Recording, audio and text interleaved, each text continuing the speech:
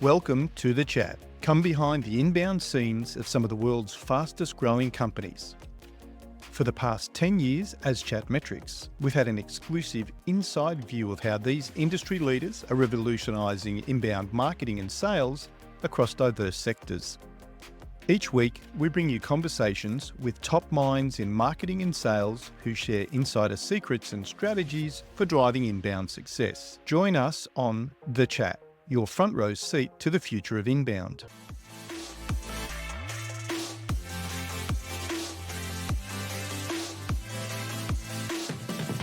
Today on The Chat, Bill Lennan is the founder of 40% Better, a leadership performance program helping teams level up through better communication, trust, and psychological safety.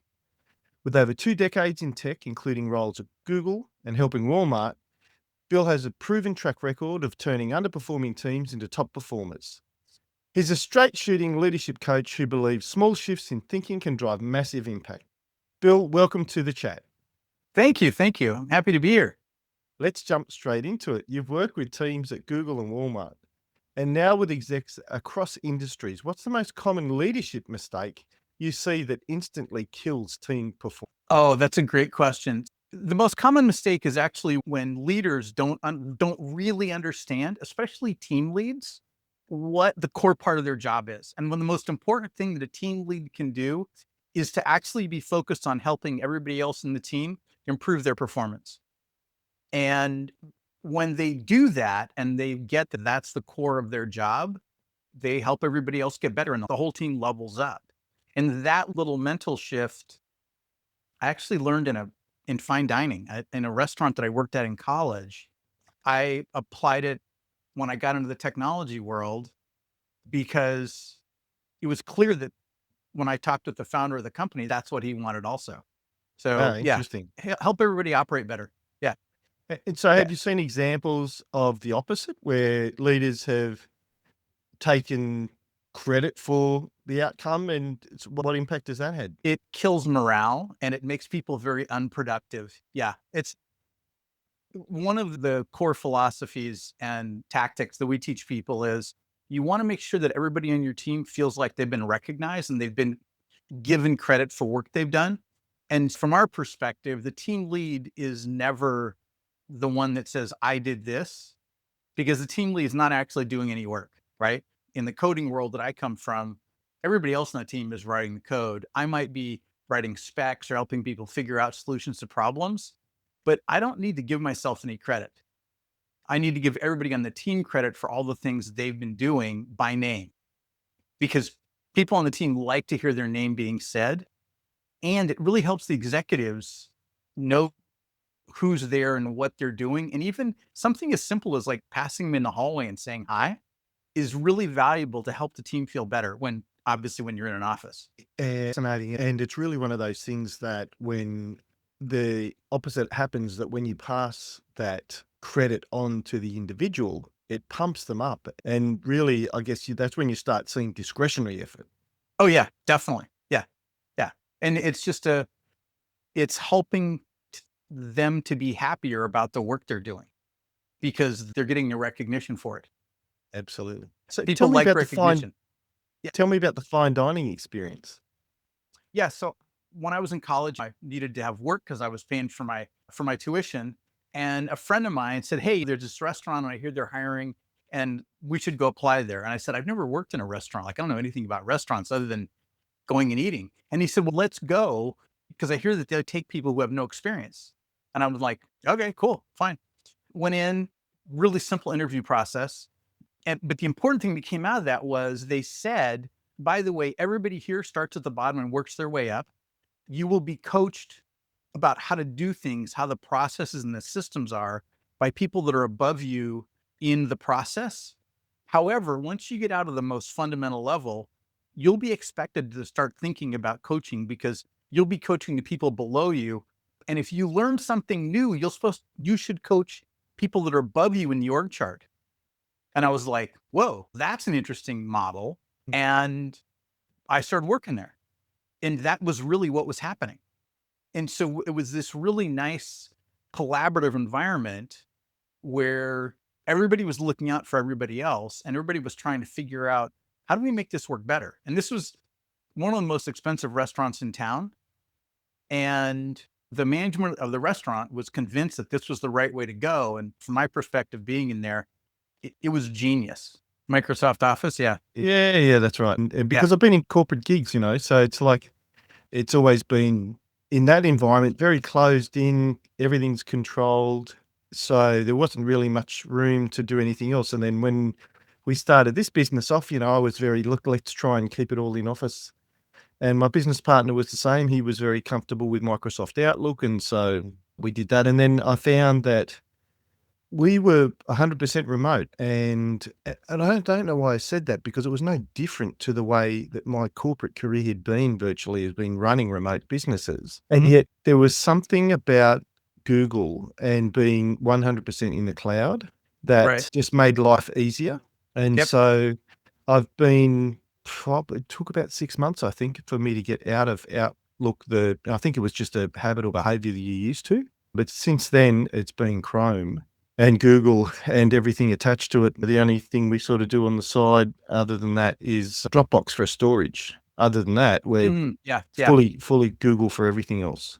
And it just seems to work so well. I think that's the key, isn't it? When it works well, then it Right. just sort of makes everything better, doesn't it? Yeah. And I've been a Mac guy for a long time, and I use Apple's cloud storage as backup. Right. And so, it makes my life super easy. I switch devices and everything's there. I switch from my old laptop, buy a new one, plug it in, And and just boom, everything's there. yeah, it moves all the files over. Usually what I do is, like, they'll say, oh, it's going to take whatever, how much time to move this gigs of data. And I'm like, okay, I'm going to let it run while I'm asleep. I hook it up, go to bed, wake up in the morning, it's all done. And I'm like, okay, cool. Yeah. It was interesting coming to the Mac. That was the one thing that was a bit annoying. They apparently used to support Dropbox, where you could have an external drive, because our Dropbox is Mm, pretty big, obviously. And yep. you could have an external drive to run virtually a live hard copy of your Dropbox, Right. which is what I used to do with my old laptop, which was a Dell XPS 13, I think it was. But they don't do it anymore. They don't support Dropbox anymore. So they're really trying to force you into their ecosystem. And Oh, that we interesting. can't do, because everything we've got is in Dropbox, and I can't move Yep. everybody over to Apple. That is a bit annoying, but other than that, I guess it's been good. It's been an interesting experience to get back into the Apple ecosystem again. The laptop's very good. It performs very well. I think it's just another tool. It's another piece Totally. of And it's like driving a different car, right? In a lot of ways, it's like, oh, I'm not driving a Toyota, I'm driving a Ford, and the light switches are in different places, and the hood release. But other than that, the oil dipstick is a different place. I'm not yeah, driving a exactly. BMW. I realized I'm not going to be buying a BMW in the near future because they got rid of the oil dipsticks. They did? They got rid of the dipsticks. It's now got an electronic sensor. My younger son got a Beamer, and he ripped the sensor apart, he didn't pull it out of the oil pan, but he snapped the end off of it, right? So it doesn't work. And so all of a sudden his car's freaking out because it's saying you're out of oil. And I'm like, this makes no sense. So we start trying to figure it out, realize what's happened. Okay, how do you fix it? You have to drain all the oil, take this thing out, stick a new one in. And I'm like, why don't we just hook up a dipstick? Doesn't somebody make an aftermarket thing we can add on? You know, Look up a it's dipstick. fine. Except the computer needs that input to not throw all the alerts, right? I'm like, Yeah. okay, these German engineers, they just went a couple of steps too far. And, you know, It is that step too far, that's the issue. I think, we see a little bit of that with AI, which we'll get onto in a little while. But look, you talk about the idea of being 40% better. Where did that Mhm. concept come from, and how does it change how leaders show up every day? Sure. So I named this after an experience I had at a company. I went to this company, walk in, I'm inheriting a software team. The first day, the CTO at the end of our onboarding conversation says, by the way, I'm kind of embarrassed to tell you this, but the team I'm giving you is the worst performing team in the company. They've been together most of them for 10 years. We've been trying to get them to operate better for years and haven't been successful. Good luck. I said, thank you. I like a challenge. And I walked out thinking, now that was a really good cheerleading moment. I just went to work on helping them operate better and trying to figure out what was in the way and get better performance. 6 months later, I'm sitting at my desk working on something, and the CTO comes over and goes, "Hey, can I have a word with you?" I'm like, "Yeah, sure. What's up?" And he goes, "Come into my office." And I'm like, "Okay." Walk in. He closes the door and goes, "What have you done to your team?" And I said, I don't know what's going on. He goes, "I gave you the worst team in the company, and they're now the best team in the company. The coding throughput has gone up by more than 40%. How did you do that? Because I don't know how to do that." This was years ago. And at the time, I didn't understand the system that I was using, but now I do. And so when we started down the path of making this a system we could teach people, I'm like, oh, well, that's what we got to name the company, because in 6 months, we got 40% better following this consistent repeated process. Most leaders don't recognize that's possible. They know that they can optimize their Amazon cloud and they can bring their costs down. And they know that there's ways that they can optimize maybe the payroll system they're using to make that be 10% cheaper. But they don't think about how to optimize the people. It's just a blind spot, right? Because nobody talks about it. And yet the biggest expense for almost every company is salaries and headcount. If you can optimize that, it's ROI, it's money in the bank. It's like, why wouldn't you? It's fascinating. That comment you made about the biggest expense in companies, it's usually real estate and wages. That's sort of the big one. Oh, And I think, yeah. through the pandemic, we've learned that there's this whole new business model, which we've been running since we started this business, of a remote workforce where you don't need to have the real estate, the big leases and the big offices. Exactly. Businesses can run quite successfully without it, but it doesn't impact the people cost. And that's where, my entire career has been focused on. Actually, there's a book by Aubrey Daniels called Getting the Most Out of People, I think it is, or Getting the Best Out of People. And I read it pretty late in my career, and it was just so many bells, went off, so many light bulb moments through that as I'm reading it. It's like, oh, okay, so that's why this works. That's why Exactly. yeah. When you can load that into the front end and actually share it with others, the performance levels and return on investment, which is what matters to organizations. The return on investment is their human capital. Exactly. That makes a huge difference.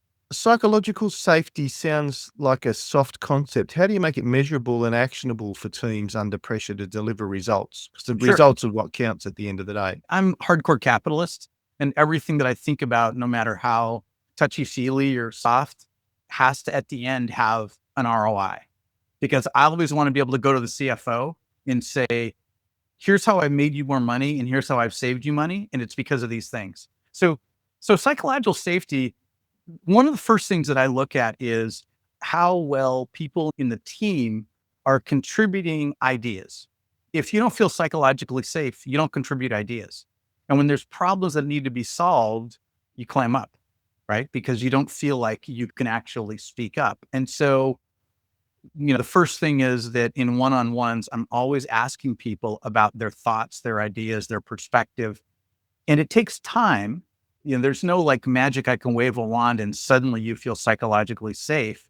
But the starting point is having you feel safe with me so that you can talk and say whatever it is that you want to. And it's just one-on-one. And then how do I gently, slowly get you to start doing that in the team context? And often what I find is that the people who are the shyest in the team, they're also the smartest. And so when they start contributing their perspectives from a software design and implementation context, we end up writing better code and we have better solutions to problems.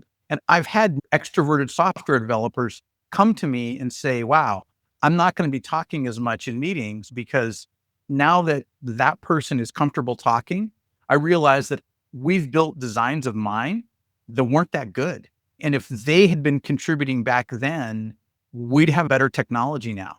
And Wow. and that's a number one, I'm really proud of that because it means I've made a space where that person feels like they can be that vulnerable with me and not have to worry about any criticism or backlash or anything else. But also it means that I've got the shy people to feel safe enough that they're like, oh, I've got this idea. What do you guys think? Right. Look, that's a fascinating insight. Recently, I think in the last decade or so, there's been a recognition or discovery of a 20% of the population are actually what you would classify as high HSPs. They call it highly sensitive people. Mhm. And they found that they present as an introvert, but they're not necessarily introvert. They can be quite extrovert. But Right. because they are very deep thinkers, they present as an introvert because they're doing a lot of thinking on the inside rather than necessarily coming out and talking. And I think what you've just spoken about has been almost that discovery of 20% of your workforce that are the deep thinkers, Right. that they usually are highly intelligent and do have those good ideas. And, that's what a way, you talk about ROI in a workforce. If you can unlock that and find those individuals, and I think you've Yeah. just actually spoken to a way to find it. If you really focus on those in the team that are being quiet and make it a safe place for them, then it's better for everybody. And what a great example. World, especially in the software side, I would say you've got much more than 20% because people get into tech because they don't want to talk to other people. Right. I hear that Yeah. all the time. Right. Yeah. I got into tech so I can look at my computer and not people. Right. Yeah. And so I want them to contribute. I want them to be part of the collaboration. Right. And psychological safety, building that environment is what gets me that ROI. Is there something you do that is counterintuitive in terms of building trust? Is there something that you would think on the outside maybe wouldn't work, but you found that it actually does? Oh man. I have to think about that. That's a really good question because one of the things that I do all the time, and this may be counterintuitive, definitely, is if there's something that I see that needs to be done to help my team, but it's scary, I'm going to go do it anyway. I notice that a lot of my peers won't go do the scary thing, and they will say that's above my pay grade. Yeah. And I don't think anything's above my pay grade. And part of the reason for that is that one of the early founders that I worked for, early startup, made a comment to me that I had more power in the company to make changes than he did. Even though he's running the show, he said, look, you're the one who has the impact with individual contributors who are all writing the code. He said, I can't see them often enough to actually make an impact in how their work is, but you're with them all the time. And he said, my job as the founder of the company is to make sure that you are as effective as possible at helping your team operate better. And that was a real eye opener for me because I'd never heard those words like that before. And so he always was curious, like, what is it that would help you guys out? Right. And in his head, he knew if he helped us operate 10% better, then there was a real significant ROI attached to that because that means the sales team can sell faster. Right. If you're in a software driven environment, the faster the software comes out the door, the more stuff the sales team has to play with. Yeah. And Yeah. so being scared, I realize, is just table stakes. It's not a reason for me to stop.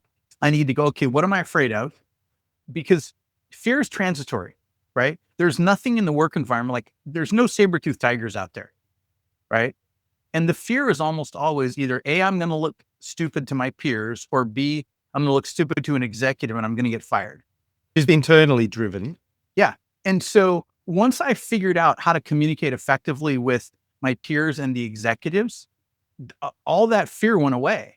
And that was really again, maybe counterintuitive, was I realized there is a structure for communicating that allows executive communication to be super effective. And if you learn it, then it's easy. And if you don't, it's hard. What about interaction with the sales team? Have you Talk to them been all in the an time. environment? Yeah. So have you been in an environment where you've got a skeptical marketing team or sales team that's burnt out or feels under supported and you're shipping new products? How have you managed that experience? So there's a few things. Number one is lots of back channel communications. and talking to them to find out what their struggles are. Like, what is it that's having their lives be hard in whatever way, shape, or form? They're getting prospects that don't want to buy, or they're not getting enough prospects, or they've got upset buyers that have bought the service or the product and now they're calling up because it's not delivering what they want, right? Like, I want all that feedback as fast as possible. And I even, what are the early signals that I should be thinking about as the guy running engineering and the software teams that will help improve the product so that the sales team is as close to being an order taker as I can make them, right? Because if we can do that, then that's a win. It makes the company more money. It makes their jobs easier. Customer support has less junk to deal with. It just makes everything simpler and easier. We don't have anybody calling and asking for refunds. I try to back channel and get out of the loop where there's executives involved, which some executives might get super uncomfortable about that. I get it, but you have to realize this is the executive loop is very inefficient. Number one, because there's time involved, right? And time is precious. I can never get it back, right? And number two, that's layers of filtration and understanding that they're expensive. Because if you go through the executive loop, there's like the game of telephone, there's details that are going to be missed. And someone might think, oh, that's not even important. It doesn't even matter, right? But if I go straight to the people on the sales team and I'm talking to sales reps and their manager and I'm getting this feedback and I'm like, oh, wait a minute, I totally understand that problem. My team can fix that in like 30 minutes and it'll make your lives better. And now they're like, oh my God, thank you, right? And so that's really been the approach across every vertical that I've worked in. The back channels really take away this whole issue of Chinese whispers where the message gets diluted and changed, and you can really hone in on what's important and pull those levers that make a big difference. Yeah. And there's always blind spots for the executives. I mean, no offense to the execs, but they're human, right? And so they have a blind spot. And if I'm back channeled, then I'm taking out their blind spots, right? And I'm like, oh, wait, I can fix this, right? We can make your lives better. We can make sales easier. Exactly. That's a brilliant insight. In terms of insight and the steps, I'd really like to bounce now to the idea that we spoke about last time we were chatting in terms of AI and a step too far. It's funny that the BMW oil stick is a classic. And I mean, I remember your conversation where we spoke about your chatbot experience where you got stuck in the loop. But Yes. Yeah. But look, for me, I think, and particularly with the Spotlight series, a step too far with AI. Can you give me your experience where it's just been taken a step too far? One is I had this, I've had chatbot experiences where I've been trying to get to customer service, but the chatbot kept saying, basically, you can't get there, right? You're in catch-22 land. And I'm like, oh my God, this is driving me nuts, right? Which from a consumer perspective is super frustrating. And from a business perspective, makes me want to take my money somewhere else, right? So if you're thinking about the financials, if you're in sales, you should be thinking about that carefully, right? But also humans operate better with humans most of the time. One of the things we've noticed is, and this is from a helping people be comfortable, relaxed, feeling psychologically safe, and to a large degree, optimizing their brain chemistry. Because now when you feel psychologically safe, your brain chemistry is better, is that direct human communications just works better, right? And if it's actual face-to-face, two bodies in the same room, that's the gold standard. Zoom is we're across the ocean here talking, right? And doing this recording, whatever the platform happens to be, this is the next best thing. If it's an AI, then I lose all of the feedback points that I get with real people, right? The body language is not the same. And especially in higher stress situations, I want that human connection. When I'm trying to help my team operate better, I need to be able to catch all the nuances and I need to be able to hear them and I need to be able to really understand what's going on. And AI is not at that point yet. I just read a paper some researchers at Apple put out, and they were talking about problem solving. And I put a post up on LinkedIn about this. And they were talking about, these are the contexts where AI works really well. And this is the place where it just falls off the cliff And it goes from not very good to zero in terms of problem solving. It's when the complexity level goes up. And humans are super complex. And so you have to recognize that and be able to operate in that environment. Years ago, I was with another company, Heart, which is a preventative approach to mental wellness. And we did an accidental A/B test with a bunch of high school students where a bunch of them got 100% online curriculum. And then a small group was interacting with us also. The group that interacted with us, way, way, way better adoption of all these mental health habits than the people that were online only. And same basic curriculum. It's just we had 20 kids that were part of our intern program, and they were doing this curriculum and talking to us, and they all got it because they would ask questions, they would get feedback. We had these conversations and they were like, well, now I get it. You can't replicate that with AI yet. It's a long ways away, which is maybe not the overstepping, but things like, here we've got Waymo automated taxis in San Francisco, right? They regularly get stuck in crosswalks or on streets because the logic in the taxi says, I can't drive. And so everybody around them gets stuck because now this car stopped and there's not a human in it, right? There's no human to override it, right? And now that, and they actually got banned for a while because it was causing so many problems so frequently that they said, okay, forget it. It was messing up the whole rest of the city. Yeah, Right. of course. Wow, that's fascinating. I was aware of Waymo and the trials that they've been running. I didn't realize it doesn't get publicized, those types of Right. issues, I guess. Yeah. So, Yeah. It makes it locally under the news here, but that's not national news. They do not want that to be, to be done. I'm super curious because I think it's in Austin. Tesla just started their Tesla taxis. They're driverless cars. They have 100 of them and it's invite only. So they've got a group of people that they're saying, here, come and try this out. We trust you to give us good feedback. And wherever you want to go, it's $4.20. I'm kind of curious to hear how that all plays out. well, I'm sure we will here because I'm sure that probably the first 50 were the real testers and these 100 will be the influencers that is going to get the message out Yeah. there. Yeah. Yeah, So we'll see how that interesting. all, But I think, especially after reading this Apple paper, I think there's a lot of hype around AI and what it can do. And I'm reading articles all the time where people are talking about AI hallucinating and lying to you. That's the problem, you know? It happened to me. There's a podcast, The CEO Diaries with Stephen Bartlett. I'm not sure if you've seen it. Yeah. Yep.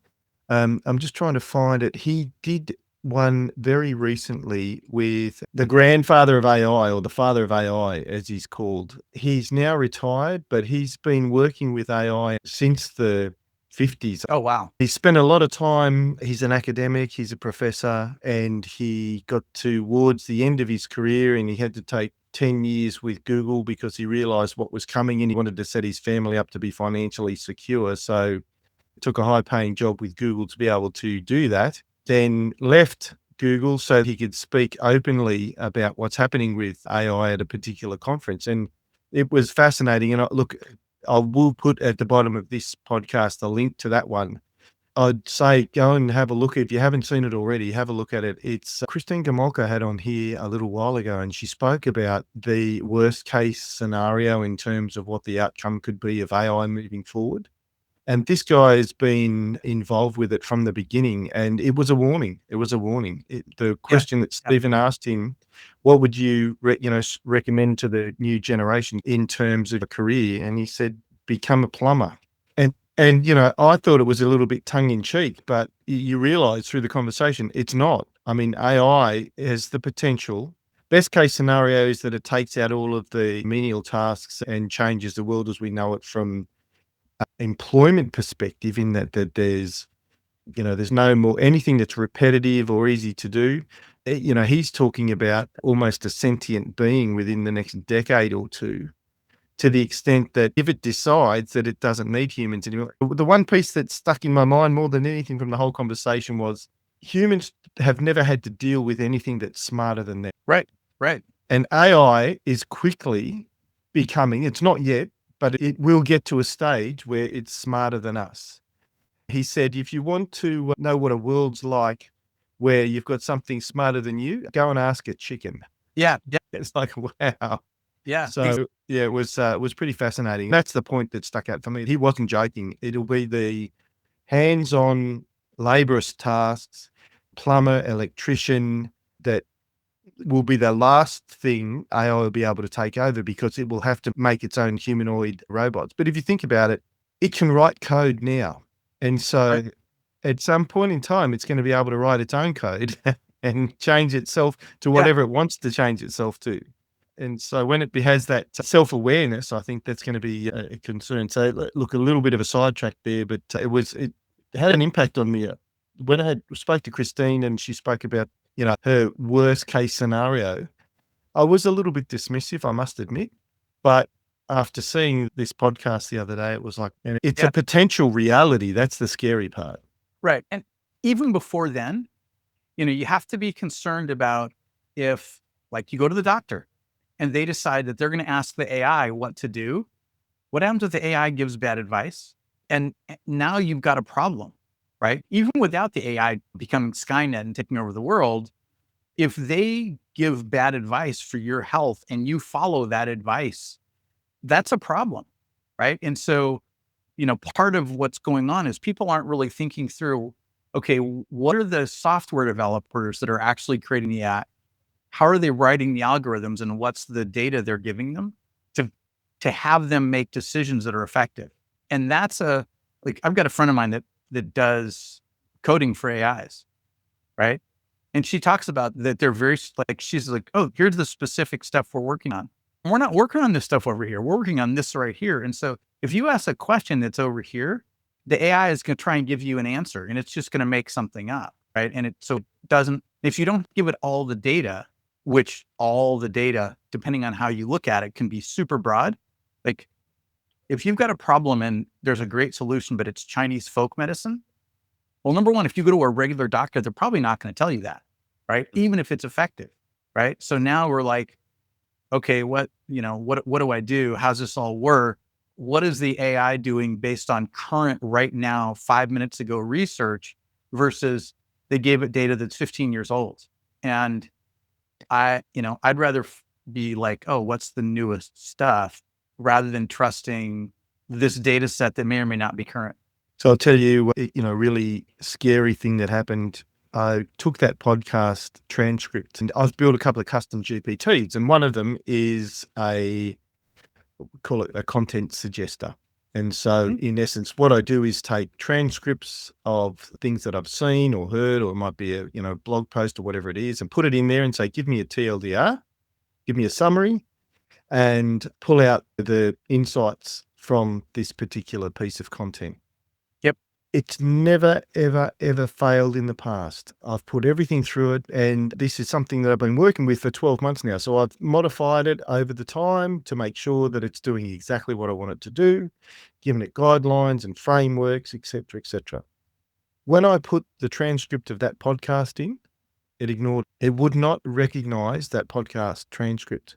And I went through about 20 iterations of parts of the podcast as soon as, oh no, sorry, I didn't do that. I should try that. I pasted the podcast transcript in there 6 times and cajoled it, argued with it, told it to look at the transcript that I've just put in there, et cetera, and it completely ignored it. It would not acknowledge the transcript in any way, shape, or form. And it was actually scary after listening to the podcast about what can happen and then doing this. And it's like, well, I couldn't understand why it was doing it. So I went out of that custom GPT and just went into normal chat GPT and asked, why is this happening?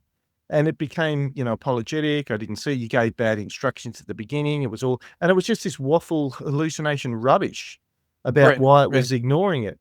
And then I put the transcript in there and it went through and gave me a very positive summary of the transcript. I don't care what anyone says, there's a level of understanding that this thing does not want to, in ChatGPT in particular anyway, that's the only model I used with it at this stage. But now that I'm talking, I think I'm going to go and test it on the others as well. I mean, it didn't want to be involved in the conversation. Right. It did not want to be involved in the conversation. Yeah. So, if you think about it, we've probably all had experiences with people where they have not wanted to hear something, right? And they're like, don't confuse me with the facts. And basically what you're seeing is another version of that, right? And if it happens with humans, then AI can replicate that problematic behavior. And that's really a bit naive for us to believe that AI is going to really be smarter than we are, because right now the kind of stuff that it does is maybe a C plus student. And I don't know about you, but I want to talk to the folks that are not C plus students, generally speaking. I want a level better than that. It's a challenge. It's like interviewing, like everybody wants the job, everybody wants the paycheck, but are you really going to be good at solving the problems? And number one, are you going to be good at working with a team? If you're not going to be good at working with a team, then I don't want to screw them up. And, you might be really wanting a paycheck, but I care about everybody else on the team, and you're not going to be a contributor effectively. Yeah. I think it's really interesting. If you think about it's had access to the internet up to 2021 in terms of learning, and now it's got access to the internet again in terms of searching, and I'm sure it's still learning its new access now. But it's the average, isn't it? I mean, sure, we've got the greats and the brilliance over our history that's available that it's been trained on, but it's also learning from all of the dummies out there that post whatever. And there's the whole thing about, the winners write the history books, right? And that's the top 10, top 50, top 500 results in a Google search. And if it doesn't crawl out to page 700, and all the stuff that happened with COVID, if you've, like, I'm a huge conspiracy theorist, not really, but I paid attention to a bunch of stuff and it didn't make sense to me logically. I don't get why this vaccine is so important. Oh, well, it's important because it was really just a business play to make the pharmaceutical companies billions of dollars. That was the whole game, right? And the fact that they were manipulating people to all be scared. Oh, okay. Well, I'm not really a fan of that, because there's a whole bunch of problems that have happened with that. You guys got insanely shut down. Yep. What's all the knock-on impacts of that? If you've got a chat GPT that's only going to read certain data and it's going to not allow other kinds of inconvenient but accurate stuff to show up, then people are going to start to do things that aren't very smart or good for them. And so you have to go back to what's your critical thinking, right? And critical thinking you have to do yourself, not in the AI.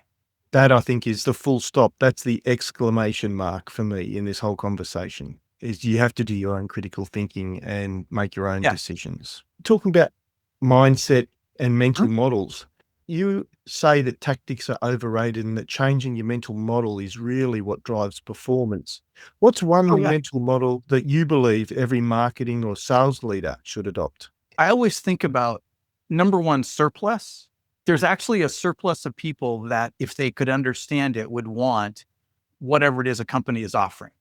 Not just an abundance, but a surplus, like more than you can handle. We see examples of this, but people don't really think through it, right? And then it becomes a place where the company gets to pick and choose what they're going to do. The first place that I became aware of this was Ferrari, the car brand. Since they started off, they have never had a sale. They've always had more people wanting to buy their products than they've ever made. They always raised the prices. Nobody cared. So that's a possibility. How do you get there? One is, how do you have the Ferrari model? Years ago, I worked in one of the most expensive restaurants in town. Nobody ever came in and said it was too expensive because we knew who the audience was. That restaurant had a really good repeat customer coming back again and again. We love recurring revenue. One of the startups that I worked at years later, we were the most expensive in the industry and nobody cared. People would give us money in advance for stuff that we were doing, so they wouldn't lose it out of their budget. And the reason was we gave better service than any of our competitors by enough of a margin that people who had a lot of choices were giving it all to us, right? And so if you can make the customer the hero, they will give you more money. I think that's a fascinating mental model and a fascinating approach that most companies think like Walmart. They're like, we need to go to the bottom. I think there's a whole slew of problems with that. It's well-intentioned, But like anything else that's well-intentioned, it's easy to go past the line and make it problematic. And so, if you're sales or marketing, figuring out, okay, what really makes sense, right? Because selling more units isn't always a smart thing to do. It's really what's the niche? How do we make sure there's a surplus of people that want it? And then how do we make sure that everybody is understanding, like, our salespeople should be talking to the developers. We should have a really good collaborative understanding of what it is that we're building and how it's getting out there, and good customer feedback. It's interesting. If you talk to a sales team, they'll usually say, we want more leads, but more leads are usually never really the answer. It's more Right. about the quality of the leads and the niche that they're in, et cetera, et cetera. Yeah. So, Yeah. If you've got a backlog of people that want to buy your product, it's kind of back to, I think about, how do I help the sales team become order takers? Right. yeah. Because that means their job is super easy. We're doing everything awesome in the software world. And you can do it by being Walmart, right? There's all these people going in there. They want the cheapest of everything they can possibly buy. There's consequences of that. So maybe that's the wrong model. Maybe paying a little bit more, but getting a lot better quality is actually worthwhile. It's a mindset, though, that not everybody has either. And I think that's, look, we can talk about the challenges of marketing and trying to get brand traction, et cetera. And I think, that utopia that Ferrari has, where there's more demand than they can ever meet or will ever plan to meet, is a utopia every business strives for. When I think we come up with the answer to that, then we won't have to work anymore. That's for sure. Think about Alex Hormozy. Alex Hormozy has more demand by orders of magnitude than he can supply right now for investment in businesses, because that's his thing now. And so what he's done is he's figured out how to have more high quality leads come in the door, then they have the ability to help out, right? And so you start to look around, you start to find these other examples. Once you recognize there's a pattern out there, you're like, oh, wait a minute, Ferrari's a pattern. Okay, everything they make gets sold. There's a handful of other high-end car manufacturers that everything they make is sold in advance for whatever they want to sell it for. And then it becomes, okay, there's people that make really fancy, expensive watches. This is my old broken Casio, right? I'm not one of those expensive watch kind of guys. The same thing happens where there's companies where they'll make 20 of a watch, and there's a waiting line of people that'll pay whatever because they want that, right? There's all kinds of different places where that's possible. It's just most people, they don't have that mental model, right? And once you have the mental model and you're like, what's the possibility there? What's the impact that I want to have? How do I approach this, right? And you start to think about things very, very differently. I'm talking about thinking of things differently. How do you coach leaders that are used to knowing all of the answers to instead embrace this proactive naivety? And, what's the benefit of leading without certainty? I'm trying to think how to say this in a way that's politically correct. Don't worry about it. We're not politically correct here. And you should be trying very hard to not be the smartest person in the room. That's my perspective with my team. My job is to make their lives as easy as possible. Their jobs are to be the smartest people in the room, because otherwise I should be writing all the code, right? Or whatever, making all the sales calls or writing all the marketing. I should be inspiring them and helping them do their best work and removing the friction that allows them to operate well. And so I don't want to be the smartest person in the room. I don't want to have all the answers, because if that's happening, there's two things that are going on there. Number one, I'm fooling myself, because there is no way that I'm going to have all the answers to everything in a room. And if it looks like I'm the smartest person in the room, it better be a room of 5-year-olds. That's it, because they're adults, right? And so, and even the 5-year-olds, like, they might know a bunch of stuff that I don't know. That's the thing, right? But I want, really back to psychological safety, I want my people to be contributing their ideas, their thoughts, their perspective in solving problems, because they're going to have self-confidence. They're going to be able to solve problems in ways that I can't think of. My solution for solving the problem might be junk, right? I want them to be solving the problem, because that's what I've hired them for.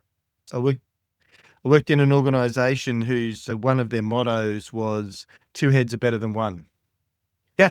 And, when you've got a leader that is strong, authoritative, intelligent, being experienced, it's very easy for the team to be quiet and that leader to virtually be making the decisions and the calls and the ideas. And it just dampens everything out of the Right, room, right. the whole innovation that can potentially come from that room.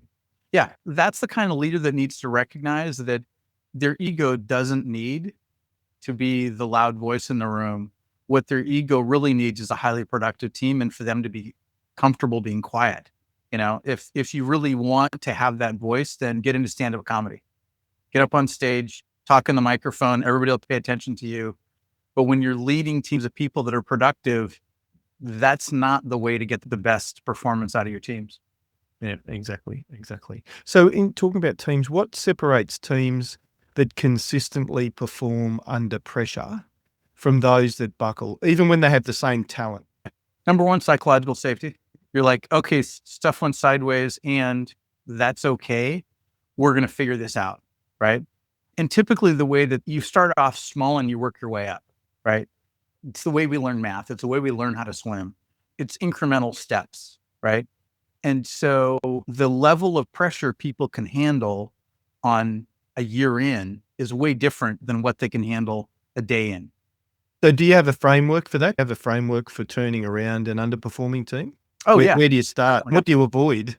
Yeah. The starting point is always having the team lead understand that they've got this fundamental responsibility. You get them the right mental models first.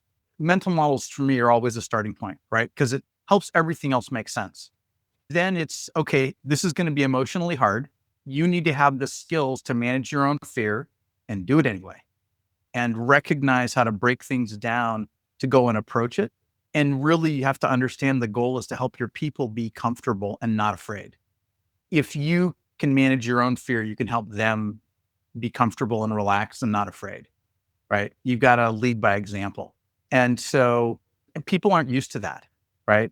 So you have to baby step your way into it. When stuff happens, don't get stressed. Be like, okay, we're going to figure it out. That thing broke. It didn't work the way we wanted it to. And it's not the end of the world. We're going to figure out how to solve the problem. Let's go. It's interesting, isn't it? There's a way people are wired, and it's a way that they look at problems, how they're impacted by problems or outside influences. Some people are much better equipped from the get-go in terms of managing themselves and managing their emotions and how they present. But I believe it can be learnt.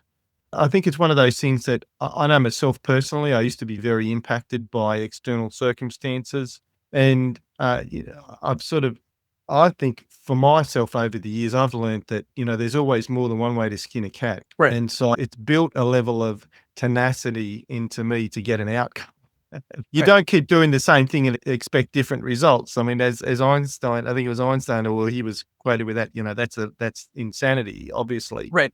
But the tenacity to keep going and keep trying different things to get the results you're looking for, I think that's a mental strength that can be learnt. On the flip side, it can also be learnt the opposite way. I think if you get beaten down too many times and, working in an organization where the leadership has no empathy for the employees and it's all about the numbers, then, that has the opposite effect. You've said that mental wellness is like brushing your teeth. What are the 2 or 3 daily hygiene practices that you recommend to leaders? Get a good night's sleep.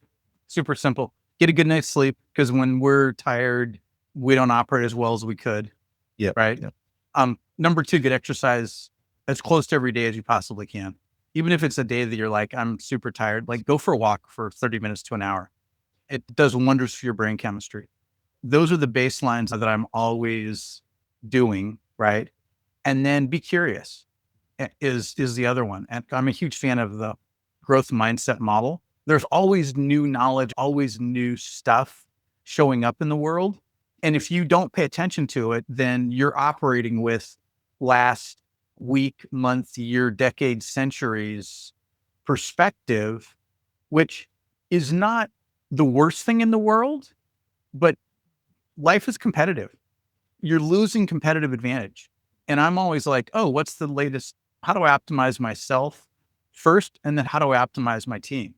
So being curious, I'm like, oh, hey, there's a new thing. When AI started getting big and, Claude and ChatGPT and stuff, I was like, how can I use this? So I started experimenting a bunch and I was like, doesn't quite work the way I want it to. I'm getting 20-year-old advice, except that I know that there's this research that's a year old. It's way better. So AI doesn't help me. Right. Yeah. Yeah. Yeah. Bill, I've got to say it's fascinating that we talk about mental wellness, and two of the three aspects that you spoke about in terms of the foundations and the daily hygiene were actually physical. And only one was mental. Yeah, You've got to get yourself right first. I'm yeah, aligned with you 100%. I think it's a wonderful insight. Yeah. there's a bunch of research now. Like there's a bunch of science behind this now.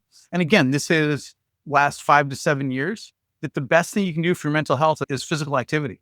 I'm lucky because I started being physically active most days of the week as a conscious practice when I was in college. So I'm like, oh, this is super easy because I've got the habit.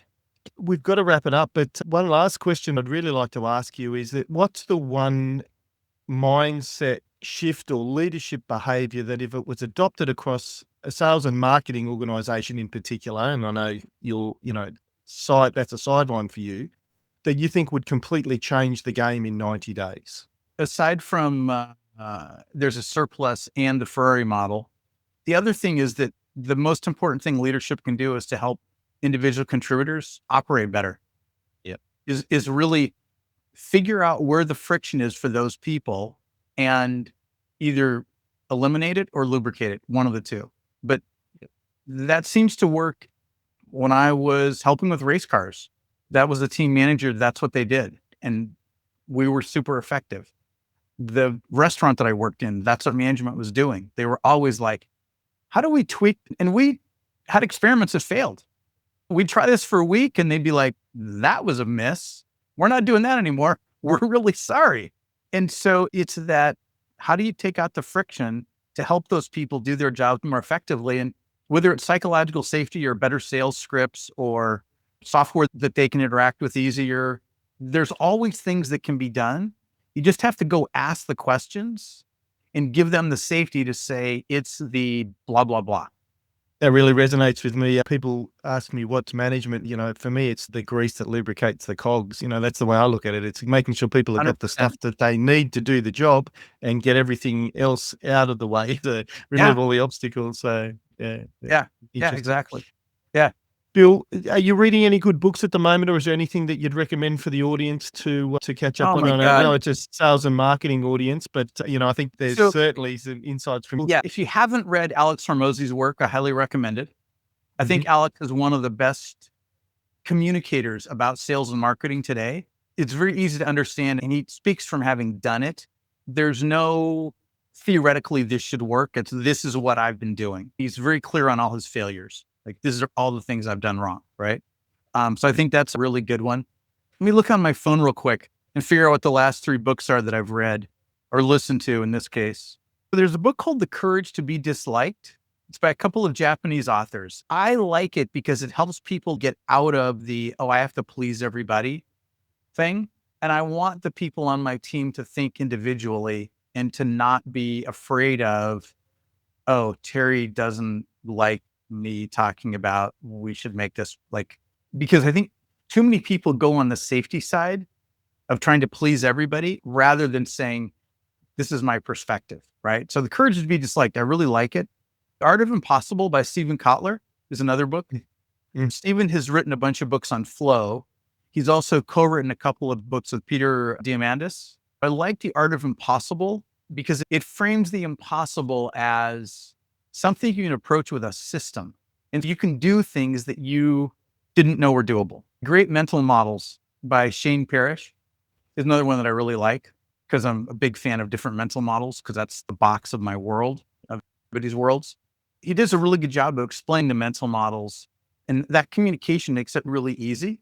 And some of the mental models in his book were ones that I already knew that I'd already learned from other places, but some of them were brand new. And I was like, oh, that's interesting. I can see that. Yeah. Bill, thank you. I Yeah. haven't read Hormozy. I've read some of his stuff or listened to him, but the others I'll definitely add to my reading list for sure. What's the best way for people to get in touch with you? We'll have all the links obviously on the bottom of Yeah. this, but what's your The way easiest preferred? thing is send me an email. I'm bill@40pb.com. We'll do. Number 4, number 0, letter P, letter B.com. Super simple. Okay. Yeah. And if you're okay, we'll put that Oh, on the yeah, of bottom of course. the Yeah. podcast for Love it. contact detail. Look, thanks so much for joining us today. I've course, really thank you. appreciated and I've enjoyed the conversation immensely. I'm sure Great, thank you. there's some great insights there in terms of, turning around underperforming teams. Thank you.